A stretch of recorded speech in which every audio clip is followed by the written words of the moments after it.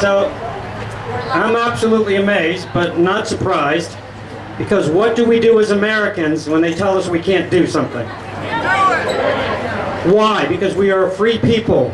We have a country that's based in liberty and the rule of law, and they're trying to destroy that. And that's why we're here today, because we're not going to let that happen. So God bless all of you, and thank you for coming out tonight. I, on behalf of the board, welcome you to our meeting. And before we do our prayer to start the meeting off, I just want to mention that today is August 6th. And August 6, 2011, Extortion 17 occurred. And some of us here at the Tea Party are very close friends with Charlie and Mary Ann Strange. A lot of you may know them. Their son was one of the SEAL 16 members that was on that Osama bin Laden raid that killed him. And then just a few months later, they killed those Marines, those SEALs, in Afghanistan on August 11th. So we want to dedicate this meeting to Michael Strange and his parents, Mary Ann and Charlie Strange. They're great people, and they're fighting a battle. And I'm going to ask Andrew to lead us in prayer now. Heavenly Father, we thank you for bringing together Americans, the free and the brave. For Michael Strange, his parents, we ask you to give them comfort, knowing that their son paid the ultimate sacrifice to give us what we need most of all in this country, freedom. We ask you to bless the Lehigh Valley Tea Party board members for their dedication to putting this event together. And we ask you to put people in front of us that we can communicate to them the importance of voting and getting others out to vote and giving their time to this election in whatever matter they can, whether it be doors, phone calls. Help us to be brave, and we ask you to bless this meeting in Jesus' name. Amen.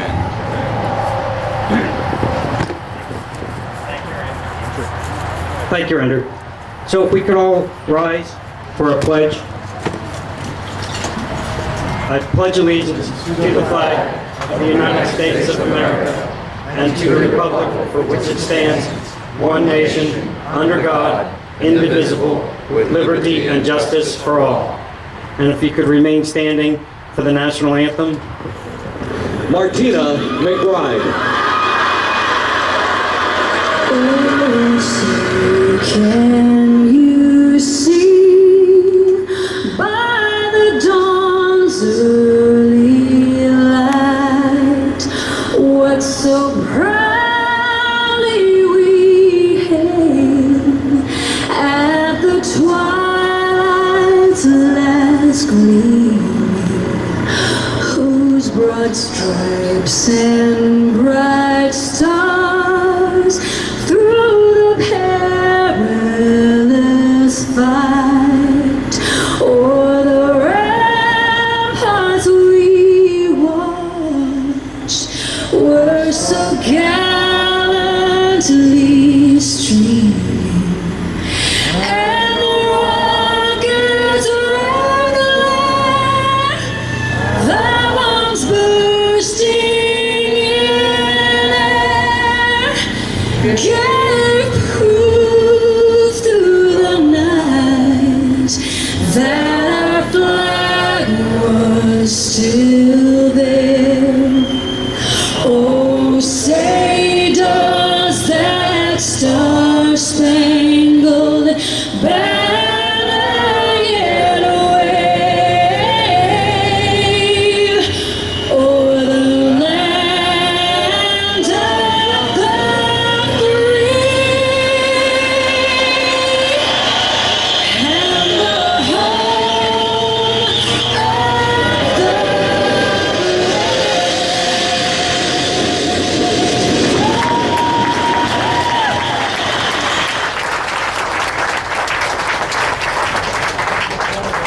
Those of you who have been to our meetings know that we have the advantage of having Tom Campione, our former chair, that puts all the technology together, where we have a very scripted and entertaining sort of show that goes along with the message that we're doing.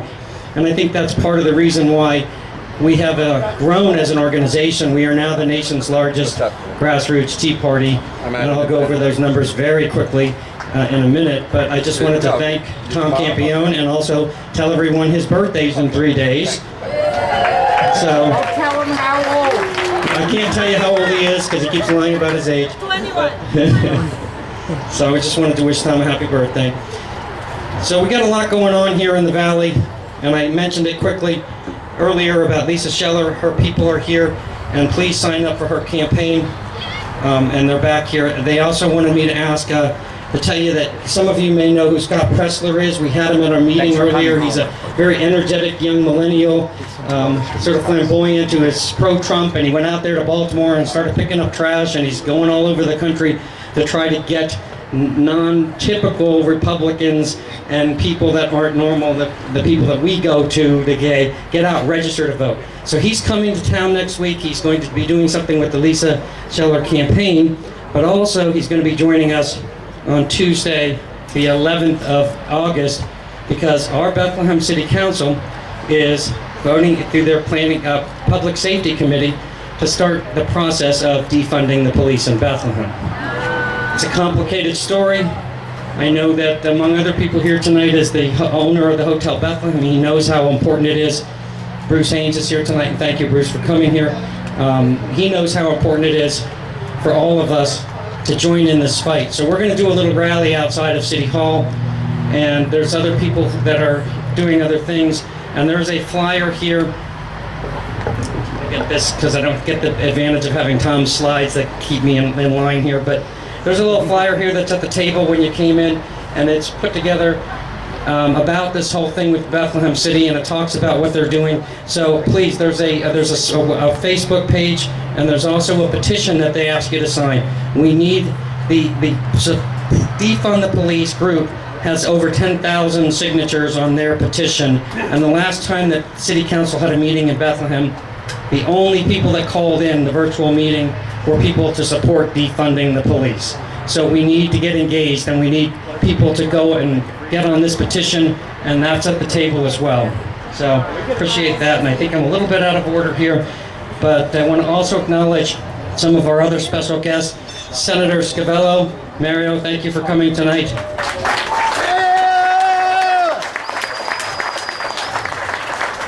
Let's see, who else is here? Is there anybody else here in terms of our elected officials? I don't believe so tonight. Senator Mastriano. Well, he's our speaker. I'm going to introduce him separately, but actually, I'm not introducing him.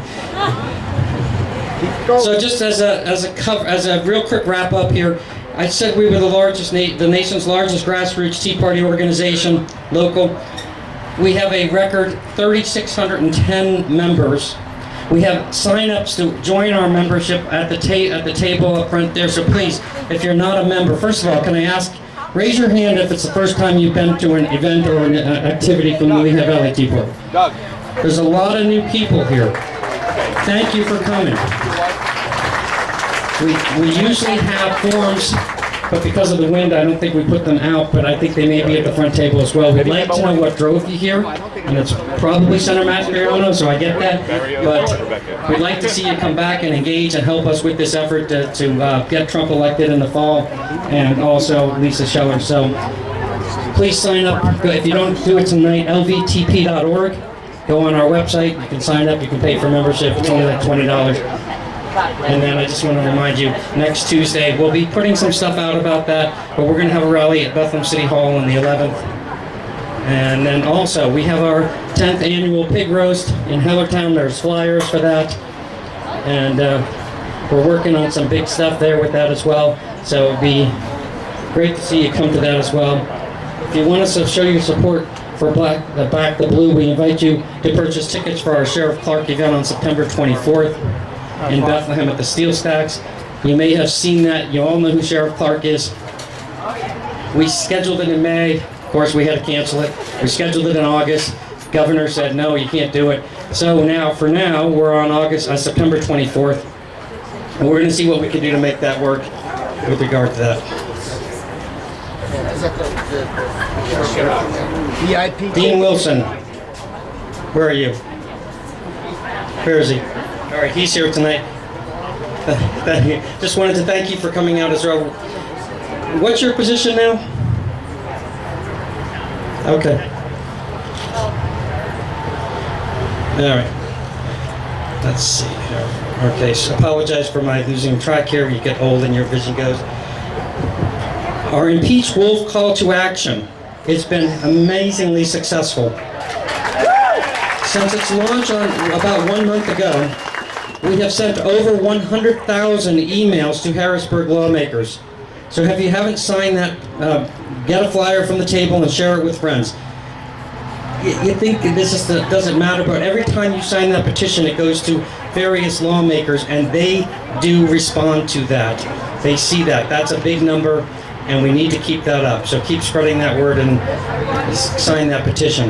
Get your friends and neighbors to do it as well. We have raffle tickets at the table as well to sell, Trump hats and shirts at the table. So I'm hawking all my wares here tonight. In the interest of time, I'm going to ask Paul Saunders to come out and introduce our first speaker, because we have Dr. Bernstein coming. He has his book up front, and they're going to be selling that as well. So if you could come up and introduce Dr. Bernstein, and then we'll go on. Thank you very much. Sorry. I'm sorry. Not Good evening. Oh, I'm Tonight, an old friend of the Lehigh Valley Tea Party, Dr. Andrew Bernstein, is returning to us in order to discuss the important ideas in his new book, Heroes, Legends, Champions, Why Heroism Matters. And as Tom mentioned, he'll be doing a book signing later in the evening. Dr. Bernstein earned his PhD in philosophy in the City University of New York. For 3 decades after that, he's taught the art and science that is philosophy to thousands of university students, and he won the Outstanding Teacher of the Year awards from Marymount College in 1995, State University of New York at Purchase 2004. He lectures at numerous universities across America and in many nations around the world, including universities in former communist bloc nations. In previous visits, New York, yeah. In previous visits, Dr. Bernstein discussed why American capitalism, the social system that protects individual rights, makes America the most moral nation in human history. Tonight he'll be discussing what characteristics define a hero, what it takes to be a hero, why heroism matters to every person, every nation on earth, and he will inspire every one of us, no matter how limited our abilities, to act heroically, to fight for our own highest values, and to fight to preserve the most moral nation in human history from the radical attacks upon it coming from every direction. So at the end of this, he'll give a short time for answering questions you can ask. And please join me in welcoming Dr. Bernstein back to the Lehigh Valley Tea Party.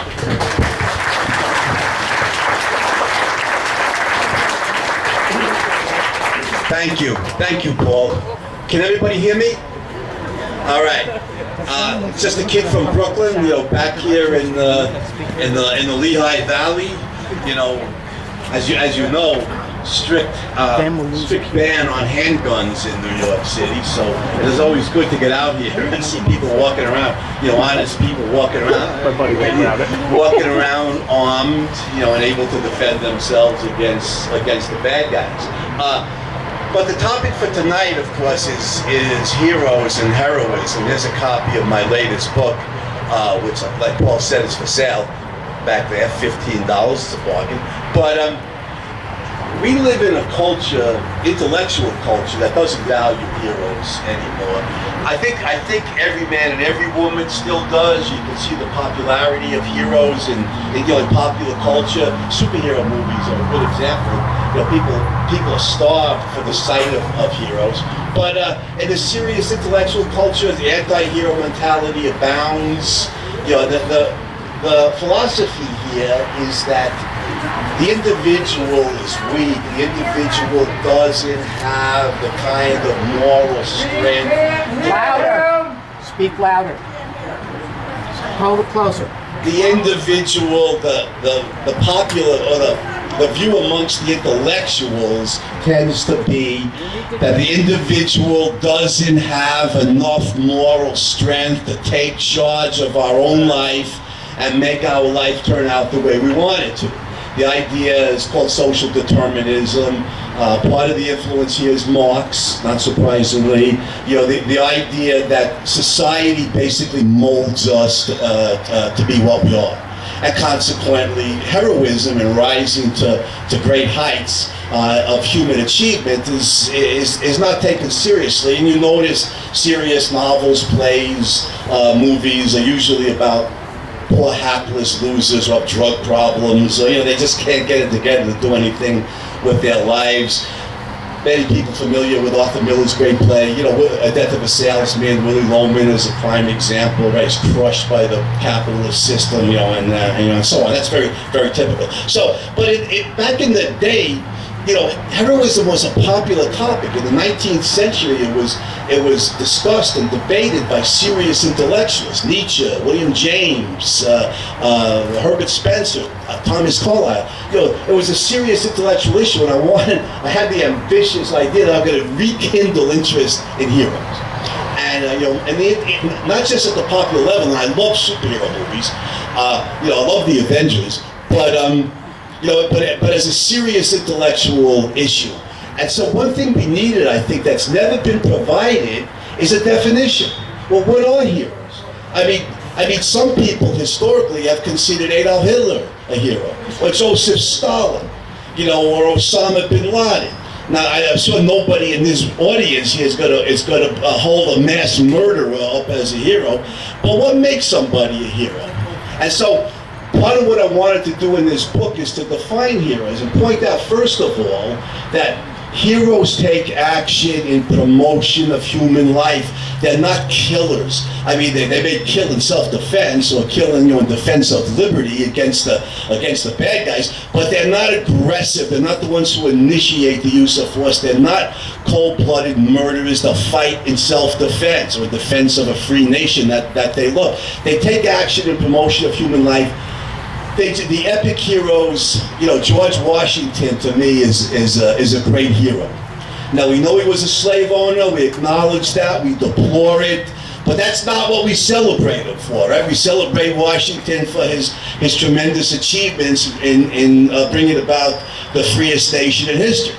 And so, he's a great hero. Some of the heroes, like, you know, discussed in the book, Maria Montessori, the great educator. We're going to discuss that today, because if we're going to win the battle against the left who wants to turn this into a socialist dictatorship, ultimately it takes more than winning elections, although we have to do that too. We need to win in the education system. But Maria Montessori, great childhood educator, stress training the mind, teach the child to think independently, not just to follow the parents, the teachers, the professors, the government, you know, whoever it is. George Washington Carver, the great agricultural scientist who overcame unbelievable obstacles just to get an education, and then who, of course, helped revolutionize agricultural science, which we're all very proud of because we're Americans and we live to eat, right? We are proudly the fattest people of history, and you know, I need to lose 40 pounds, but better to have a problem being overweight than to have your children starve to death at age 3, right? Which is what happens in the non-capitalist societies. Ernest Shackleton, the great Antarctic explorer, is one of the heroes that, you know, use as a prime example in this book. So heroes, and these are epic heroes. Heroes take action in promotion of human life, whether they're exploring uncharted parts of the earth. Well, now the solar system, Elon Musk says we're going to be on Mars in 30 years. I mean, how cool is that? You know, human beings are going to be an interplanetary species. And as long as capitalism survives, I think that's accurate. I think that's going to happen. But, you know, explorers, revolutionized the educational system, revolutionized the field of agricultural science. Heroes take action in promotion of human life, and certainly with the epic heroes that my book focuses on, they tend to have prowess or ability or capacity, you know, beyond that of every man or every woman. You know, Carver and Montessori were geniuses. I'm not, but they, you know, they were. Shackleton had an unbelievable amount of leadership abilities, mental and bodily toughness that enabled. You guys familiar with Shackleton's survival story in the Antarctic? Yeah, if not, Google him. It's along with Apollo 13, it may well be the greatest survival story in human history. It's just boggles the mind what Shackleton and his crew overcame in the Antarctic in order to survive. And it shows the human potential. So, action in service of human life, prowess above and beyond that of every man and every woman, dauntlessness in the face of extraordinary obstacles. And it doesn't even have to be life endangering, like in Shackleton's case. Take Edison as an example. Now, the task of creating the electric light system was so difficult. It wasn't dangerous, it wasn't life-threatening, but it was enormously difficult. The problems were intractable. And you know what I think is a heroic quality that doesn't get enough attention? Sheer perseverance, a stick-to-itiveness, tenacity, just the refusal to surrender. And Edison spent years working on that, and then he finally overcame. He persevered. So dauntlessness in the face of whether it's danger or intractable problems or both. And then, of course, heroes triumph in at least a moral sense, if not in an actual one. And if you take a fictional example, Cyrano is a great example. Cyrano's murdered by his enemies, but his commitment to moral principles and to the attainment of excellence in all arenas of his life is enormously inspiring to readers and theater goers. So there's the characteristics of a hero. Action in service of human life, ability above and beyond that of every man and every woman, at least for the epic heroes, dauntlessness in the face of intractable impediments and or life-threatening dangers, and triumph in at least a moral sense, and in many cases in a practical sense as well. Now, why do human beings need heroes? For two reasons. First of all, heroes are the ones who largely carry us forward. Great individuals. And here the leftists are wrong, as they are on every issue.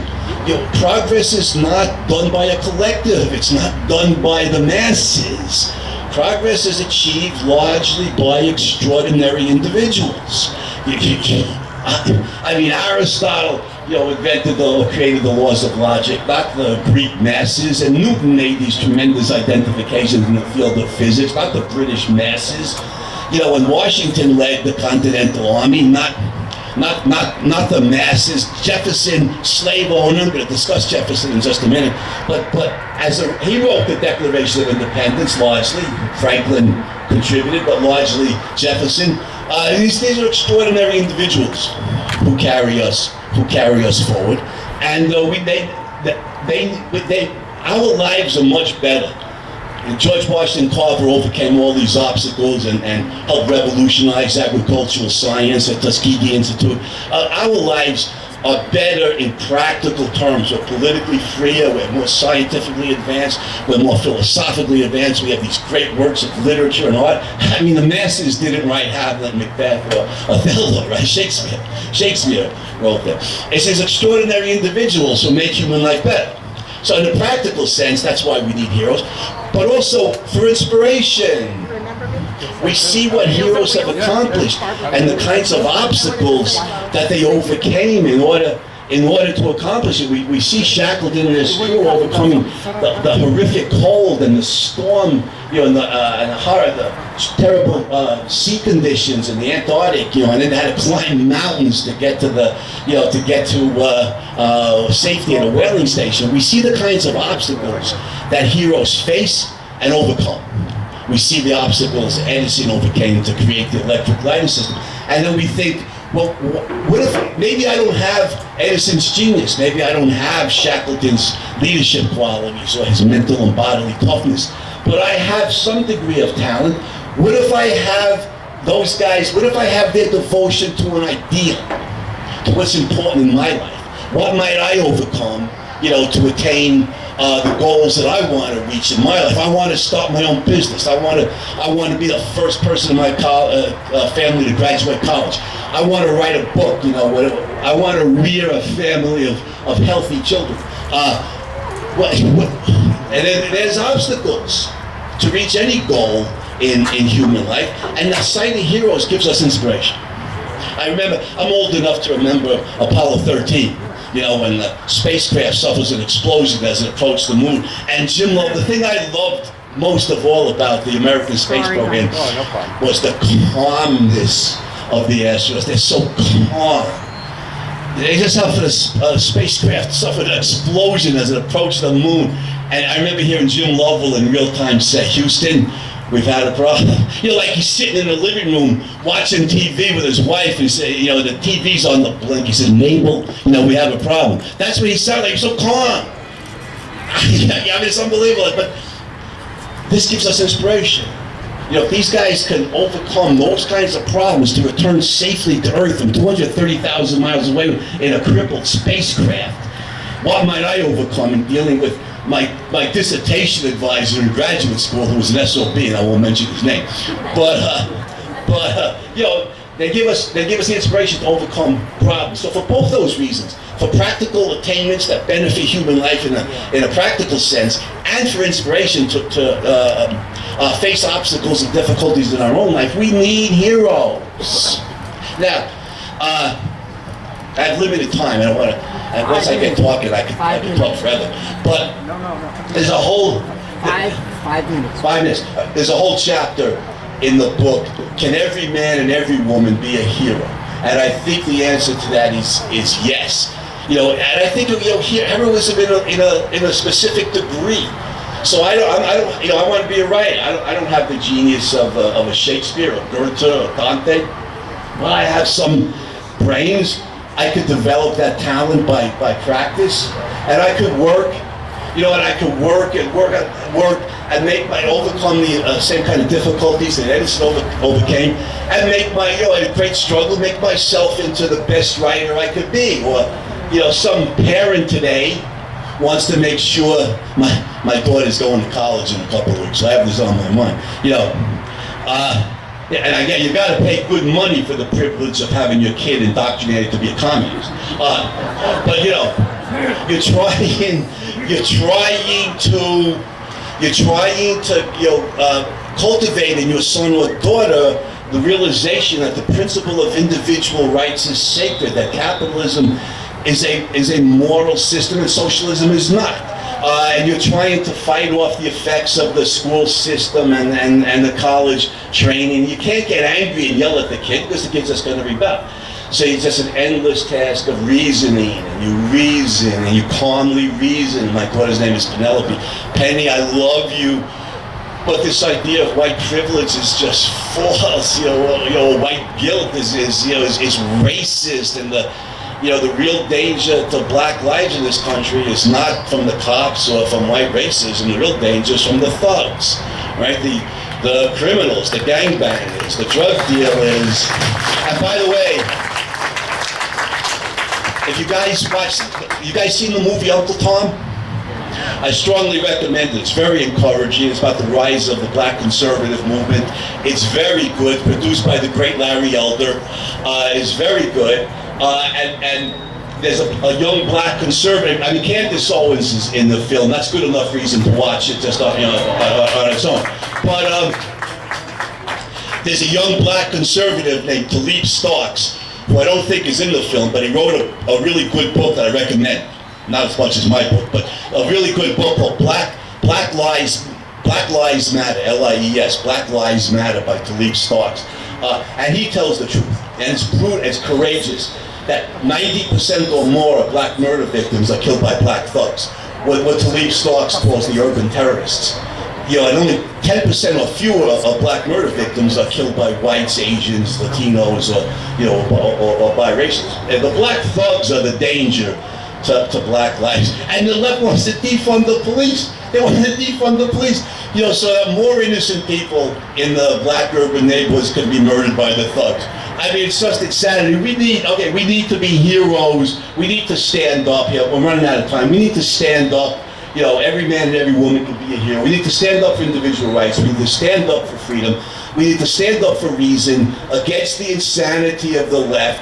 We're not going to defund the police. We're going to defund the Democratic Party. We're going to defund the left. That's what needs to be done. Defend the police. Defund the left. That's what we need to do. So we have time for any questions?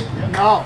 Oh, sorry. All I could do is sell books. They should come and see you at the table in the back after the meeting. Sitting in the back, selling books. We could talk about any questions. Thanks very much, guys. I appreciate it.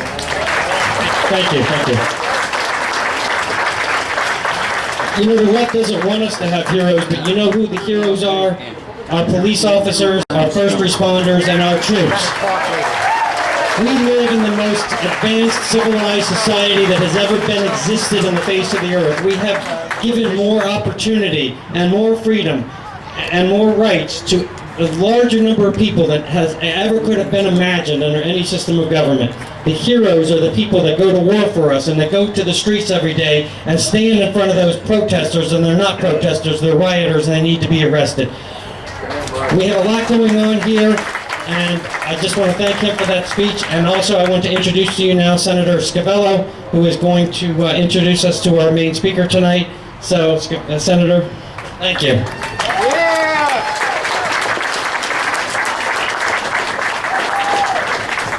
Good evening. You know, I have to say that what a crowd, you know, here on a Thursday, and for a guy that I think that I know is going to be your next governor. And he hasn't said it, but I'm going to tell you all a story. You know, I've been in Harrisburg, you know, some of you might say too long, but I don't know, you know. But I truly enjoyed the job. It's not, you know, when you enjoy what you do, the old saying is you never work a day in your life. But when Senator Mastriano came into the Senate, you know, I just said, wow. You know, very few senators get a chairman position in his first term. He gets a chairman position. Okay? So, secondly, when he comes in, he didn't just come to occupy a seat. He came to work. He came to work. On top of that, he's also helping, sharing his knowledge with the other members. And I'll give you an example. Facebook today, electronically, that media is working. You're not sending out any mailers. I never do a mailer because it's very expensive, and I'm not going to use taxpayers' money to send the mailer out. But I get it free on Facebook, Twitter, and all that stuff. So why spend dollars? You can get it out there in different mediums. So what does he do? He comes in, and all of the senators are there, and he gives this whole spiel on what to do and how to do it, how to bump up your numbers, to help to share his knowledge. So I listened, and I have to tell you, he's number one, and he's in another planet. Number one of any legislator in the House or the Senate, and he's catching up to our king. Yeah. So I'm number two, and I am so distant behind that it's just unbelievable. But I wouldn't have got to number two without him. I'm just going to say something briefly, and then I'm going to have him come up. We have one of the most disingenuous governors that I've worked with with the 5 different governors. And today, you know, I kind of backed off him for about a week, and what he did today was absolutely horrible. If you've seen what he said today, he waited for the last end of his COVID-19 press conference, and he got a programmed, and I'm telling you it was programmed, if you see it, I'm going to put it up on Facebook, a question that he wanted. And the question was about our student athletes to play fall sports, okay? And he said, I recommend that we don't do anything till January 1. What he should have said was, I don't recommend anything until November 4th. But he pushed it, because that would have been too obvious, so he figured we'll go January 1. It was a programmed question, and I'm telling you, you can see it if you see what I'm talking about. So what happens, he recommends, so you can't be mad at him. You're going to blame PAA. So they're going to get blamed because they're the ones that are going to make the decision off of his recommendation. So they'll say, well, I just recommended it. And he does this so often that it's just getting to be ridiculous. Imagine a senior in his last year that has played for 3 years to work on a scholarship to get into a college, and he just took that away from him. took it away from his parents. But however, if you want to go and protest with 5,000 or 6,000 people and half of them not wearing masks, that's okay. We can do that. And so we need somebody that's running the show that knows what he's doing. I'm going to talk about a real hero. There's so much here that I could not memorize it all. I tried, Doug, but I just couldn't do it. Senator Mastriano is a combat veteran and the son of a career U.S. Navy man. He was, yes. He was commissioned in the U.S. Army in 1986 and served on the Iron Curtain with the 2nd Armored Cavalry regime in West Germany. While serving along the East German and Czechoslovakian borders, he witnessed the end of the Cold War and thereafter deployed to Iraq for Operation Desert Storm in 1991 to liberate Kuwait. After 9/11, the senator was the lead planner for the operation to invade Iraq via Turkey. He served 4 years with NATO and deployed 3 times to Afghanistan. Senator Mastriano was the director of NATO's Joint Intelligence Center in Afghanistan, leading 80 people from 18 nations on his own initiative. Doug Lepp's 7 relief operations to help Afghan orphans. He completed his career as a professor of the U.S. Army War College in Carlisle and taught strategic studies at the master's degree level to the next generation of senior leaders. Senator Mastriano retired from the Army in November 2017 after 30 years of active duty as a colonel. 30 years.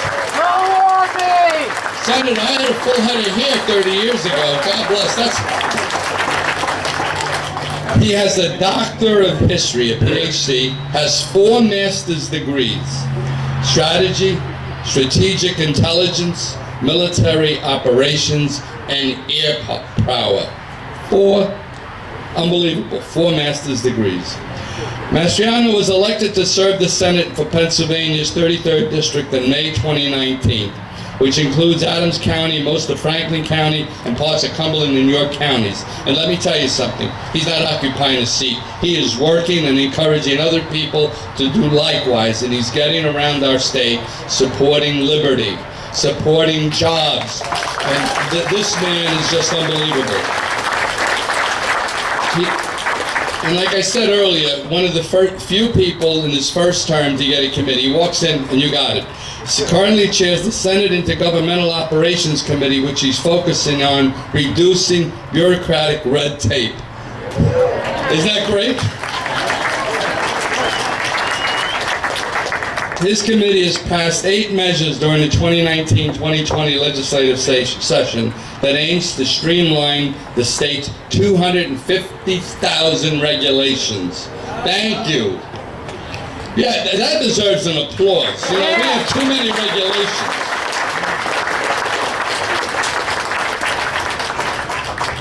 You know, of course, he'll always help our veterans, and that's one of the, outside of streamlining government, he is there to support our veterans and help our veterans when they come home. And he's married to his wife, Rebecca, but I think his daughter's with him today. But Rebecca's ancestors settled in Pennsylvania in 1732. But it's good to see his daughter. What's your daughter's name? Is it Rebecca as well? Okay, well, very good. It is my honor, my extreme honor, to be here today and to introduce to you, I believe, the next governor of our state, Senator Doug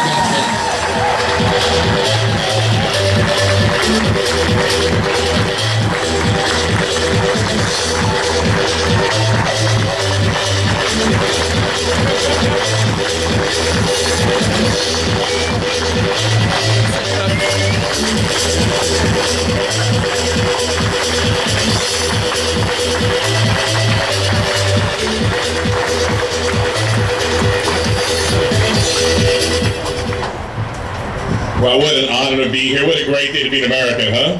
That's what I'm talking. But every day is a great day to be American, right? Right? Whether Wolf's in charge or not, we're going to defend our freedoms here. I'm honored and thankful. Mario, thank you for being such a great host and ally and friend. As a fellow paisan, grazie signor, I do appreciate that fantastic intro. But you know what really strikes me? You hear all these achievements, but what comes to mind is 1 Corinthians 1:27. Where in the Bible, God promises He uses people like you and me to change history. In 1 Corinthians 1:27, it says, God uses the foolish to confound the wise and the weak to confound the strong. That's my story, and I think each of our lives are an example of what God can do changing history. And what I like to say when I tour the battlefield, when we make His story our story, we can change history, right?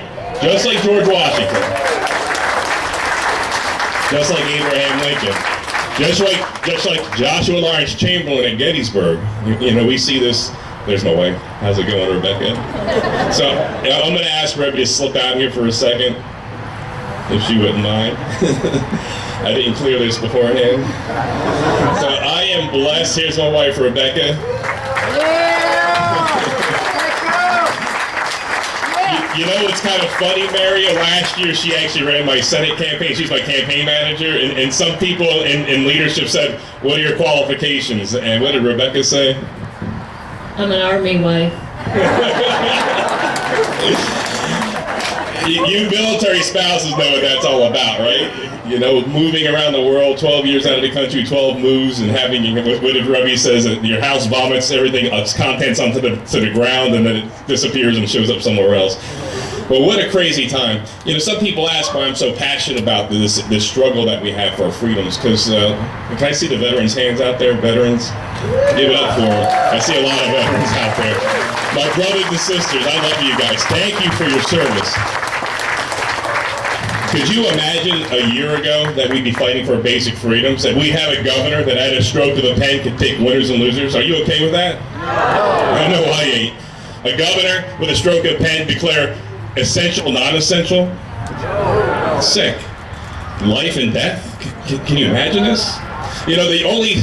And for my long-term listeners and viewers going back to March when we started this, and back in the days when I'd be excited to break 100 live viewers, I mean, we've come a long way together. You were there for that, huh? I was like, yes, triple digits.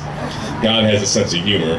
And how it all started was there was a lot of fear and confusion, and I saw it. There was a lot of desperation and confusion. I believe the governor, by design, is leading by chaos and confusion. And so I just got online. Here's what I know what happened. And I just wanted to share, you know, what was going on in Harrisburg and then my perspective and what we can do to try to make a difference. But who would have known that it would be dragging on for almost 6 months now? Can you believe it? And the governor wants us to drag on now till January 2021. You listen to the latest edict from our king. Obviously, he slept through history class in 1776 in that part of history where we got rid of the king, because he's acting like a monarch. Actually, on the 9th of June, and this is hard for me to say. I don't say this as a partisan. I wore the uniform for 30 years, and we put aside our politics when we're in the military, right, to serve our country. So as all these patriots out here, all we care about is doing the right thing. We want the government off our backs and out of our wallets, don't we? And that's what this is all about here. I'm looking around here. Wow, 500-600 people. I can't even guess. This is fantastic. And you're choosing to walk in freedom. Isn't that beautiful? Yeah! So we say to Governor Wolf and his failed secretary, who needs to go. Yeah, now yesterday, in shame, I can't believe the governor comes out and says, Levine's a hero, saved lives. I'm like, how could you even say that with any sanity coming out of your mind? This person unleashed a plague with our elderly, killing over 4,000 unnecessarily. Who in their right mind, as a Secretary of Health, takes the sick and puts them in with the vulnerable? Nobody with any competence. Levine needs to resign in shame yesterday. Needs to go. Needs to go. And Levine, of course, is conspiring with the governor here to destroy our lives in every way. I mean, it's nice that these entitled people enjoying the benefits of wealth all their life, growing up without any challenge, does not have to work for a living. I mean, I know when I was young, I was a janitor, cleaning toilets for a living. I mean, so that's what real work's all about. You do whatever it takes to make ends meet. But for these elitists come out and tell us how to live our lives, we can't even do it. It was funny watching the governor come out on Monday saying, if you're in a public space, you must wear a mask. He's in a public space not wearing a mask. You can't make this stuff up. In the Army, in all the branches of the military, if a leader can't live up to the same standards that they command you to live up to, they lose moral authority.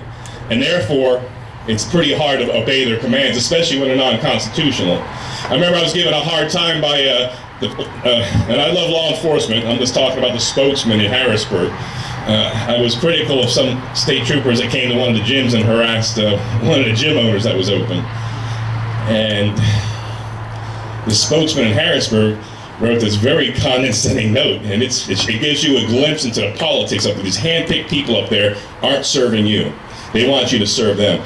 And in this note, the spokesperson said, I'm sure as a colonel in the Army, you had to give orders you didn't like. I'm like thinking, none of my orders were unethical, immoral, or non-constitutional. There's a big difference.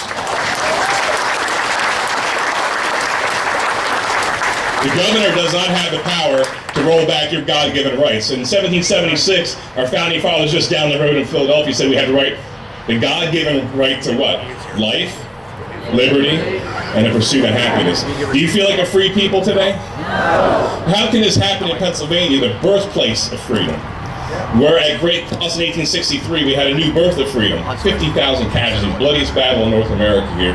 And are we going to so easily stand aside and let a governor ruling as an autocrat, a word he used to describe himself, to roll back your freedoms and rights? What are you going to do about it? It's time to walk as free people. Are you going to choose to walk as free people? I know, together. If enough of us just rise up and come against the unconstitutional edicts, what is he going to do about it? He can't do much about it if we choose to walk as free people. I'm cognizant there's risks. If you have a business, if you have a liquor license, I'm cognizant that comes with great risk. You'll have to make a personal decision here. And so that's why when I come out and lay out your options, it's completely up to you, because obviously you'll have to deal with any fallout that comes from that. But I'm heartened to see people like anyone from Lebanon County here. Lebanon?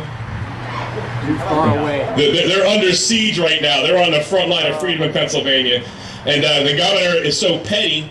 You want a governor that leads, regardless of the constituents, whether they voted for you or not in the 67 counties. A leader leads, right?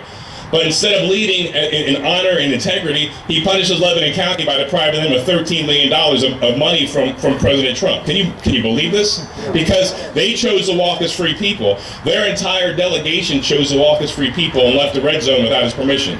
And instead of just being an upright, honest citizen here caring about all people, regardless of their politics, he comes out and wants to punish them by withholding money. This is a strange time.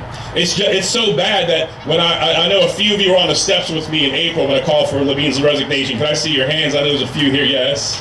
Yes. Thank you for coming out. And when do we find out the next day? Levine's mom is more special than your mom, and snuck mom out in the cover of darkness like a snake slithering in the grass and pulled mom out of the elder care facility, put mom in a suite in Hershey, so Levine can see mom anytime Levine wants to, but your moms and dads, aunts, uncles, grandparents don't matter. Can you believe this? I thought it only happened in Soviet Russia or in a Warsaw Bloc country. Can you believe that's happening in Pennsylvania? So truly, I see a movement coming across the state here. People, Rebbe and I constantly meet people while we're out and about saying we've never been involved before. Now I watch the Senate proceedings.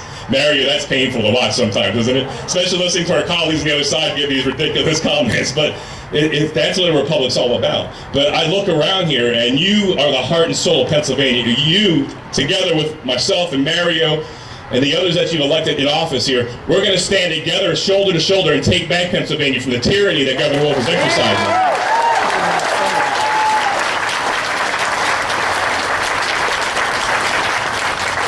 I mean, it's really heartbreaking here. And, I mentioned my own service just because that was almost my entire adult life in uniform on active duty for 30 years. But I honor everyone's service here. But can you think of the sacrifices for our nation and our freedoms being so easily ripped away? You think about the man at Gettysburg, assaulting or defending Little Round Top, and their lives lost to set other men free, paid in full, last full measure of devotion. Could you imagine the men fighting at the Argonne Forest in France 1918, or storming the beaches at Normandy, or storming Okinawa, Iwo Jima, Korea, Vietnam, the war on terror? And for us, defending freedom at so much great cost and treasure and lives, and then just have one man come into office here and lead in this autocratic, extreme way here. Only 1 of 5 states where the sick were dumped into the elder care facilities. 70% of the deaths statewide as a result of failed policies of Levine. This crisis has been politicized. Anyone surprised about that? So when the governor comes out about masks, if you want to wear one, but it should be your choice, right? Are we a free people, or is this Soviet Russia? It feels like Soviet Russia sometimes. And then I can't imagine that the governor with Levine, instead of taking care of the catastrophe they created with so much death in the elder care facilities, then creating snitch lines so you can write out to your neighbors. Can you believe this in Pennsylvania? I say no, absolutely not. Mario, we're going to get that snitch list released. We're going to expose these people. You know, when the Cold War ended, many of the nations in Eastern Europe and Central Europe and beyond, they released the list of the people that worked for the KGB or the Stasi, the secret police, what have you. You know, a few haven't, so like Latvia, but we need to have that kind of liberation here when we retake our state. And are you willing to keep this republic? Can you do it? I mean, President Ronald Reagan said in 1961 that freedom isn't passed into the bloodstream. It's fought by every generation, from one generation to another. Now it's our time to struggle for freedom and you exercise our constitutional freedoms and rights to restore our freedoms. If you think back to 1787, when Benjamin Franklin was coming out of Constitutional Hall, Carpenter's Hall back then, he was confronted by Mrs. Powell. Mrs. Powell said, "Well, Mr. Franklin," we surmise she knew him because it's kind of direct. "Well, Mr. Franklin, what do we have? A monarchy or a republic?" And what did he say? Thank you. We're like-minded people. A republic if you can keep it. So it's our turn to keep it. And if we don't do this, as Ronald Reagan said back in 1961, we'll be that pitiful generation sitting on the porches with our children and our grandchildren telling what it was like once to be free. Are we going to be that group? No. Are you going to fight for our freedom? Yes. Can you keep the republic? We really can. And how do we do this here? This movement right here, all this energy, we engage. We engage our colleagues on the Democrat side in the House and in the Senate and tell them to get on board with 836. Look, Mary and I, we've been fighting side by side in this struggle for freedom and looking at any angle we could. And Mary can tell you some of the legislation, and I'm co-sponsoring. I think I co-sponsored all of your stuff, right? So he comes up with great ideas, and I just follow his lead. I love you, man. But we're thinking every angle to restore freedoms to you, to give power back to the people. That's how it's supposed to be in a constitutional republic. What we're seeing right now, and for the young people here that was perhaps you heard from a teacher in high school or college, socialism is good. This is your glimpse into socialism. And what do you think about it? Man, it's miserable. And then when you have a governor coming out now, and today, was it today on sports? Yeah. Today? Well, I recommend no sports until January 2021. And using the fake, exaggerated statistics of our failed Secretary of Health, right now they're recording 0 COVID deaths from anyone under 20. So where's the science behind this here? Are we being played? Yeah, we really are. And we've known it since March. When I came out and started questioning these figures and the games and edicts from our governor and our secretary, I was told by the other side, "You're a science denier." And I'm like, wait a second. Come on. You need to believe the science. And I'm like, when Secretary Levine starts believing the science, I'll start following. You know what I'm saying? You guys tracking with me? And I'm like, come on, really? Really? I mean, it's so obvious here. But, how dare you? If you question the numbers or the approach or the policies of Levine or Wolf, the governor will come out and call you some kind of phobe, hater, and bigot. And I'm tired of this. They want to silence us. They want to shut us up. Are you going to stand aside and start calling names? Heck no, absolutely not. I absolutely will not stand. Bring it on. As Shakespeare would say, do your worst. Do your worst. But we're going to fight for our country. We're going to defend Pennsylvania, the heart and soul of liberty, the place where new birth of freedom was secured in 1863. And let's not forget what happened in 2001. Pennsylvania is the Keystone State, just down the road in Somerset and Shanksville. And you think about Todd Beamer and the other heroes there. Let's roll. Remember that? I think that's our memory right there. It's time for us to roll. Are you guys ready to roll? We're going to roll forward. We're going to fight for our country. We're going to secure our freedoms in the state. We got to do this. We must do this. If we fail, we'll lose everything here. This is really, in my mind, if we stand aside in these times to try our souls here, we're going to lose our freedom. We're seeing them slip away. And a really heartbreaking thing is there's about a third of the population in Pennsylvania that's complicit and supportive of the governor's approach here. And that's sickening to me, because anyone who could reason or use logic can see we have a problem here. Houston, we got a problem. Harrisburg, we got a bigger problem. And to be complicit in this regime, we're using snitch lines and attacking your neighbor and confronting people in stores. Where's your mask? I mean, come on, really? Mind your business. Get off my back. Leave me alone. We're Pennsylvanians. We're Pennsylvanians. So think about that legacy here. Our founding fathers here, I think, would be thoroughly ashamed and embarrassed of what they're seeing coming out of the governor's office right now. And, you know, if they could roll in their graves, they would be. Think about the sacrifices, the commitment, the losses. They put everything, including their sacred honor, on the line. So when Wolf and Levine and the other cowards come out and call us names because we dare disagree with them, and they want to change the subject, they'll accuse you of being some kind of, you know, bigot, racist. The same old, tired old policies and approach the left always goes to. You know, for us, we just kind of roll our eyes. It's like, oh, shut up. Because they don't want to have a conversation. Because as John Adams said, facts are stubborn things. And facts are missing from their arguments. So instead of having a good debate, an adult conversation with you and me, they just want to shut you down by calling you names. And that's called an ad hominem attack, right? It's a personal attack. That's a logical fallacy. You go to a logical fallacy, you lost the argument. But if they shut you up, you've given them the argument back. And when we start doubling down, say, oh no, I'm not that, I'm not a bigot, I'm not that, you've lost. Because they put you on the defense. We have to be on the offense. Not offensive, but on the offense. We need to maintain the argument and push aside. I look across the generations here, and I know God. I know our Lord God and Savior. He's looking for modern day Gideons and Esthers. And you guys tracking with me? Because some of us are standing aside, and I was one of these people, kind of like Gideon, hiding behind the wine press there in case the Midianites show up, you know, maybe they'll come and get me. And I was complaining as I was leaving the Army, 30 years on active duty, as I was retiring, I was having a hard time. Rebbe can tell you, I had a hard go with that leaving the Army, because so, you know, my brothers and sisters know that uniform means a lot. And I was complaining to this young man. You know, I said, what has my generation done? We're handing off the country less safe, less secure, less prosperous than how I got it from my dad. And this young man looked over at me, Mario, and he said, well, Colonel, do something about it. And I'm like, oh, man. So, friends, let's do something about it. Let's do it.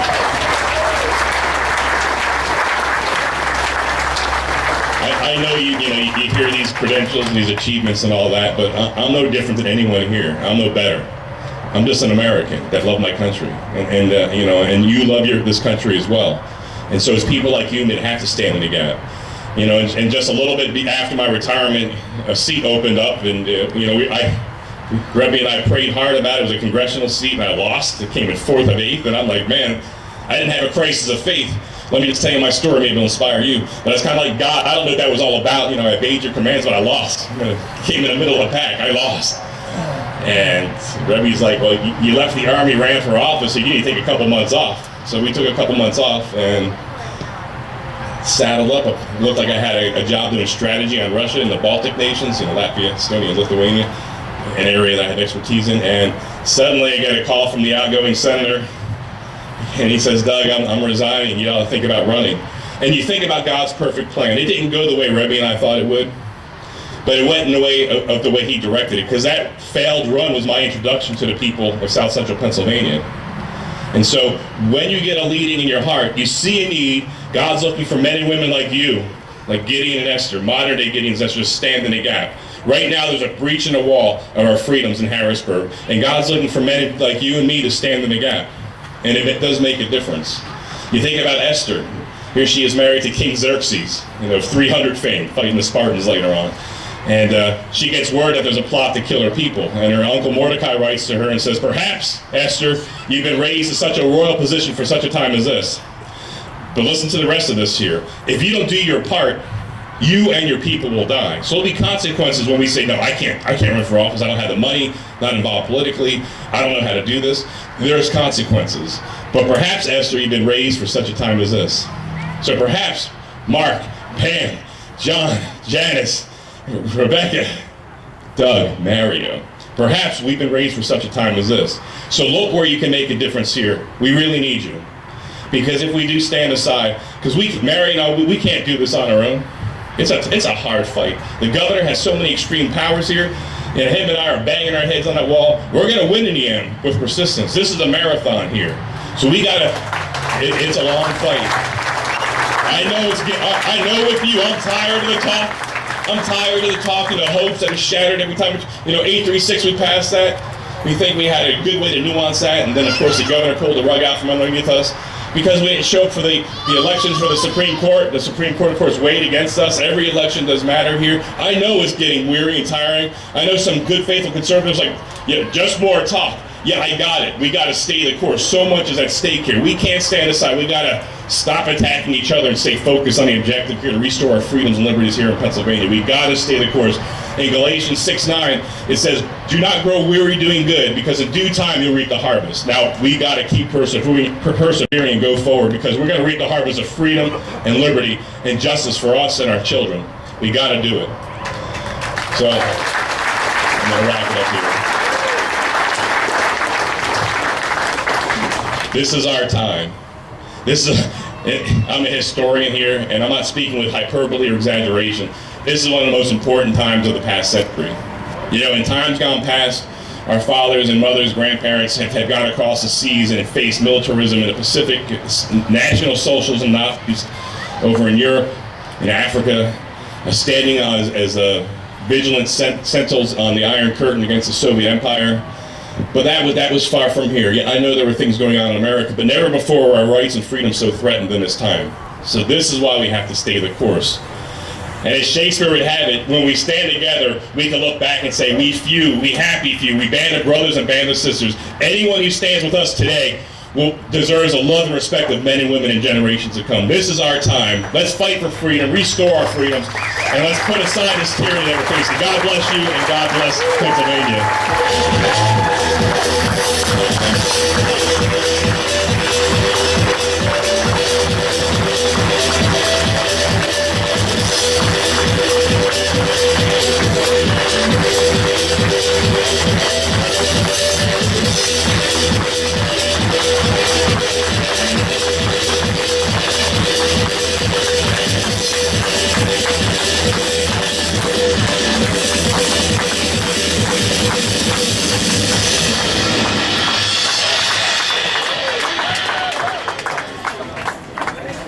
Thank you. God has a plan for us, and this is our time. He's right. Those words so eloquently spoken were given to him by God, because we have a mission here. We all have to stand up. We all have a role. That includes every single person here. All of this stuff that we talk about on a regular basis. It's time. Get out. Go to your neighbors. Go to your friends. Go to your family. And don't let them make you get on the defensive. He's right. We have the moral authority to stand up and protect our liberty. And thank you so much, Senator, for coming today and for those words. We need those words. Thank you for doing that. So, just a few final things that I want to cover tonight. First of all, again, thank you so much for coming. Let's keep this going. Now, I want to introduce you very quickly to Brian Eichfeld. He's just going to tell you about our pig roast and invite you to come. So just about a minute. 1 minute. Hello, fellow patriots. I'm in the back there. Come buy your ticket. It's $30 a person, $50 a couple. August 22nd, 2 weekends, 3 weekends from now, I don't know, August 22nd. Come on out, great food, great fellowship, and we're going to have a great time. So come on out, August 22nd, sign up in the back. Thank you, Brian. I also want to tell you that, Sen Scavello. bring along, Chip. I want to introduce, Ann Flood is over here, I believe. I saw her. There she is. Ann is running for the State House. If you live in her district, what is it, the 138th? 138th. If you live in the 138th, please connect to her, help her. We need to keep that seat. She's running for Marshall County seat. about the abortion. And let's see, a couple of the real quick things. Again, I want to remind everybody, next Tuesday is a very important day. If you can get out to Bethlehem, please come to Bethlehem City Hall around 5 o'clock. We need a lot of people. Sign that petition. They're in the back. The young man and his wife who are over there talking about Bethlehem. If they defund the police in Bethlehem, it's over for us. Bethlehem is too important to the valley. It's 1/6 of the population of the Northampton County. We need to stand firm with that. Please get on board with this. There's no fake news in this paper, brother. Are here. I think this young man with the red hair over there, Robert Arena. When Ben Franklin said when he was 27 years old, when men differ in opinion, both sides ought equally have the advantage of being heard. And when This is not just talk here. We can't leave here and not be engaged. Or we're going to regret that we didn't listen when carefully truth and to error what are given Senator fair just said, play, truth is because we're gonna always wake an up on overmatch November to 4th error. and say it's over. That's what And good we old can't Ben have that said happen. So when he was God bless you all. 27. Thank you for coming. Did I forget You want anything? one of these? You don't read them? Okay, that's okay. 5 o'clock. Good, thank you. I'm sorry. All right, now because I don't have time directing me like I usually do, what did I miss now? I read them. I'm not The last female. bullet. Where is it? Okay. Excellent. Better sign that petition, Charlie. Oh, okay, yeah, there's also, we need to pay for these events and everything, so we have buckets on the table. Please please put money in there. We need to pay for this event and all the activities that we do, so we need your support. So we have buckets on the table. Please give a donation for us to pay for the park and everything else. Also, please go to lvtp.org if you're not a member and join, please. Thank you. God bless you. Have a nice night. You guys